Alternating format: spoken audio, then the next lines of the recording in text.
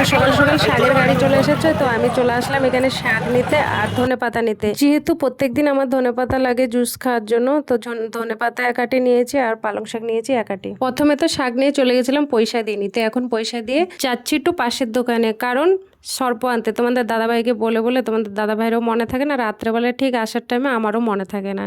তোমাদের দাদাভাইয়ের দোষ না, দোষটা আমারও আছে।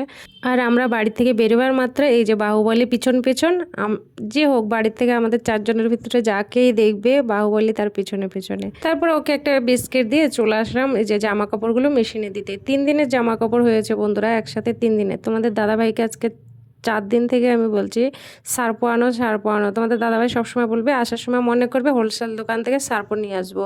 আজকে সকালবেলা তোমাদের দাদাভাইয়ের উপরে রাগ হয়ে যায়, আমি পাশের দোকান থেকে সার্পো এনে মেশিনে জামা কাপড় দিয়ে আর সার্পোগুলো একটা ডাবাতে করে রাখলাম। তারপরে চলে আসলাম ঘরে, দেখো বিছানাগুলো ঝেড়ে নিচ্ছি আর তার সাথে ঘরটা আজকে সকালবেলা ঝাড় দেওয়া। আমি বলেছিলাম যে ওই যে তোমাদের দাদাভাইয়ের সাথে একটু রাগারাগি হয়েছে, তো তোমাদের দাদাভাই ডিউটি যাওয়ার সময় একটু রাগারাগি করেছিলাম বলে তোমাদের দাদাভাই আর ডিউটি যায়নি। তার সাথে সাথে বাবুদেরও স্কুলে পাঠানো হয়নি, তো ঘরটা ঝাড় দিয়ে যে চলে আসলাম বাইরে ঝাড় দিতে। সকালের কাজগুলো যদি সকালে করা না হয় না, একটু বেলা হয়ে গেলে আর করতে ইচ্ছা করে না। আর দেখো এই পেঁয়াজ গাছটা কিছুদিন আগে তোমাদের দাদাভাই আমাকে বলেছিল লাগাতে, লাগালাম, বেশ সুন্দর বড় হয়েছে। গাছগুলোতে জল দেওয়ার দায়িত্ব তোমাদের দাদা।